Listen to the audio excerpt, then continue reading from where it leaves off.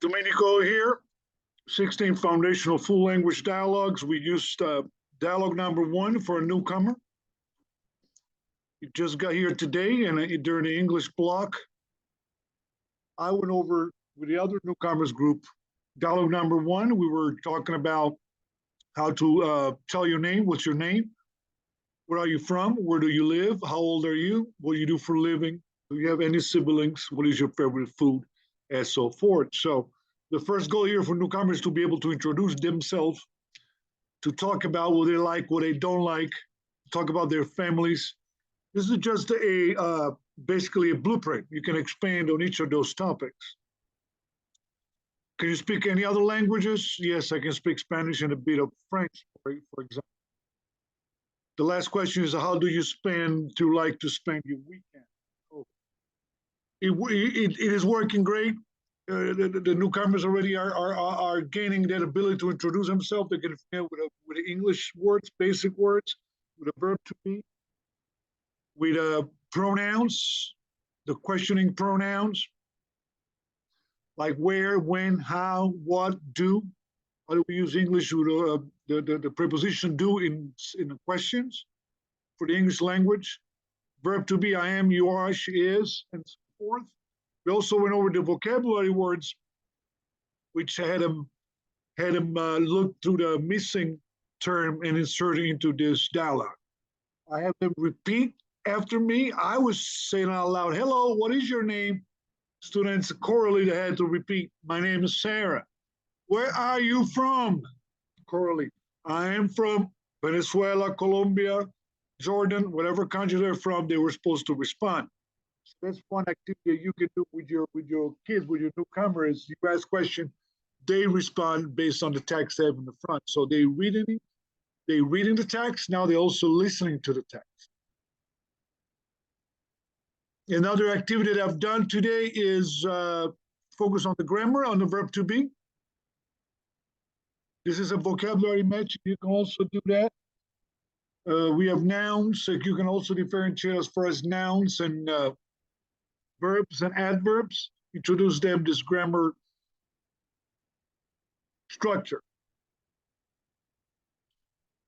We have mentioned activities, and here's the verb to be and to have, very basic, but very important.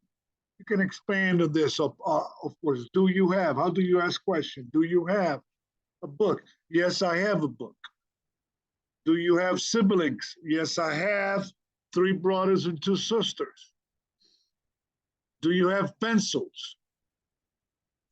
So you can always expand on the verb to be and to have. That's a good start. Remember, there's also an audio, so the students are listening to the conversation more than one time. And as they're listening to the audio, they're talking with them. So I ask them to talk along with Liam in this case, ask the question, or Sarah. So they can practice the English phonics along with audio. 16, this is only the first time. Imagine, that's why I have so much growth over a few weeks, because of this activity are very meaningful. We only tackle the conversational English here, okay? Then we're going to talk about a class of vocabulary and other dialogues in each class. If you look at this, look at the table of content. We have English for the vocabulary instruction in the classroom, science class, drama class, STEM class, basic conversation. Well, let's do a step at a time. Follow me. See how we can empower our newcomers with these strategies. There's much more to come.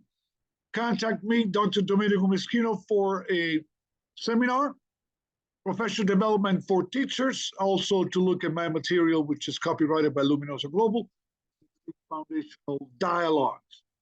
Okay, tomorrow we'll look at expanding on passage 1, dialogue 1, and then looking at dialogue 2 as well. But there's a lot of grammar here, there's a lot of syntax, a lot of English just in this simple passage.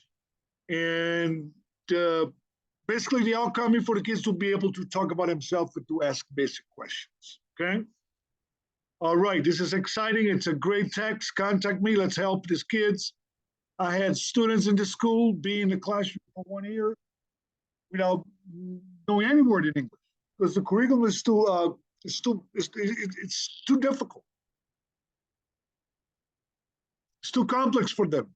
So we have to start from basics, conversational language and academic language at the same time. Tomorrow we're going to talk about also how do we introduce academic language.